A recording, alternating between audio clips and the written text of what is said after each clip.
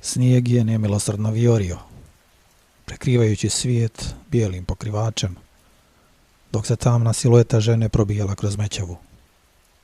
To je bila Ljubica. Nosila je u sebi bijes, ljubomoru, ljutnju, plamen koji ni najhladnija zima nije mogla ugasiti. Nije osjećala hladnoću, nije marila za modrice od batina koje joj je te večeri nanio muž. U njezinim mislima bilo je samo jedno: stići što prije do stane i pronaći lijek za svoju muku. Kad je napokon ugledala kuću, osjetila je trzaj nade u grudima. Slaba svjetlost svijeće treperila je kroz prozor, a dim se izvijao iz dimnjaka, znak da je stana budna. Ljubica je pojurila naprijed i, ne čekajući da je starica pozove unutra, odgurnula vrata. Stana je sjedila kraj peći, omotana u debeo vuneni šal, i nije se ni trznula kad je Ljubica uletjela, lica crvena od vjetra i očiju punih suza i bijesa. Pogledale su se. Nije bilo potrebe za riječima, Stana je već sve znala. Sjedi, dijete, rekla je starica mirnim glasom. Ljubicu su roditelji kao djevojku od 17 godina dali za Mitra. Poticao je iz malo imućnije porodice, pa su mislili da uz njega bar neće biti gladna. Prvih godina braka Ljubica i Mitar su se lijepo, što bi se reklo u to vrijeme, gledali. Nevalje su počele kada je Ljubica rodila treću kćer. Mitar se iz nekog svog očaja propi i sve češće je svoj bijes i nezadovoljstvo iskaljivao na ženi. U početku samo ružnim riječima i ponašanjima, kasnije i batinama. Ljubica je sve to mirno prihvatala, tražeći opravdanje za njegove postupke.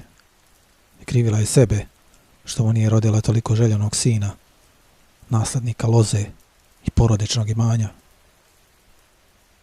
Nekako u to vrijeme batine su se u braku i podrazumijevale, a majke i bake su često mlade djevojke i savjetovale da drže jezik za zubima i ne izazivaju.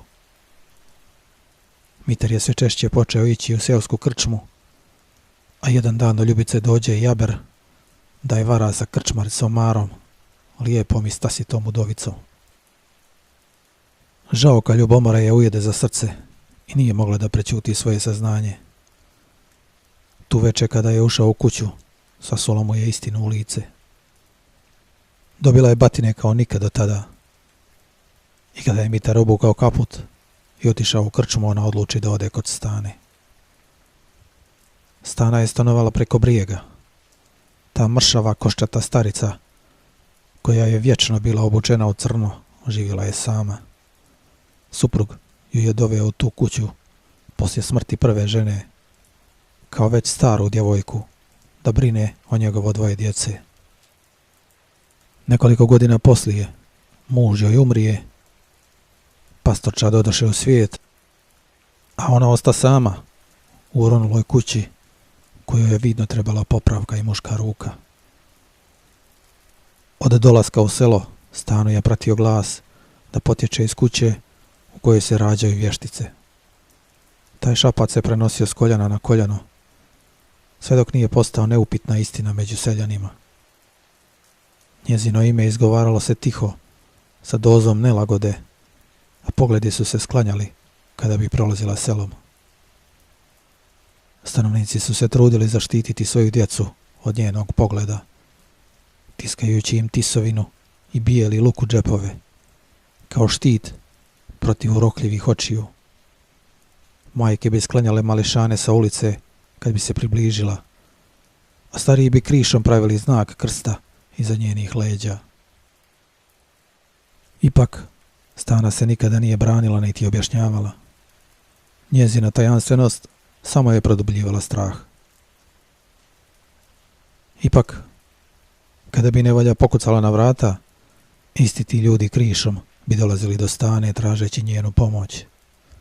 Žene bi joj dolazile pod okriljem noći, da im baja kada bi zmija ujela ovcu, kada bi se dijete razboljelo ili kada bi imale problema u braku. Njezine riječi, koje su se šaptale uz dim gorućih trava, bile su jednako strašne koliko i spasonosne.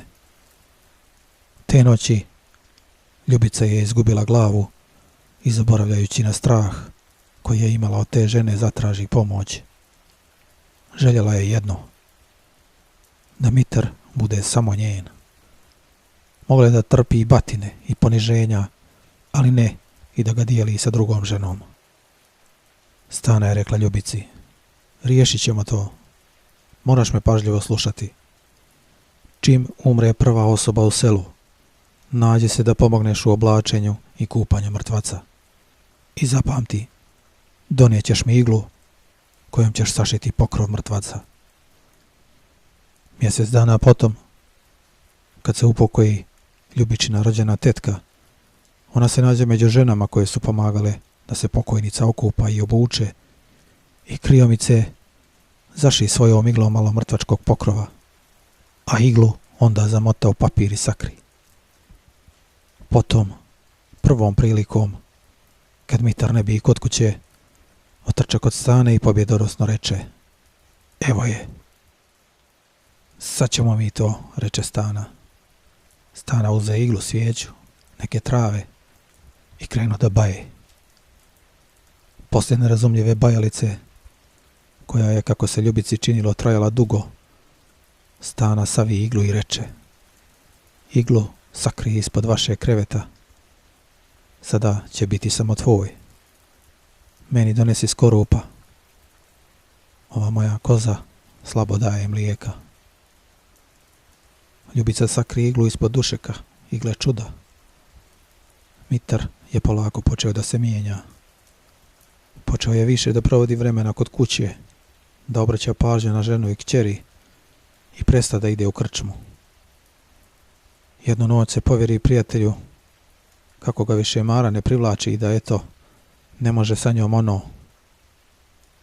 kao da ga nešto presječe i izgubi svaku volju.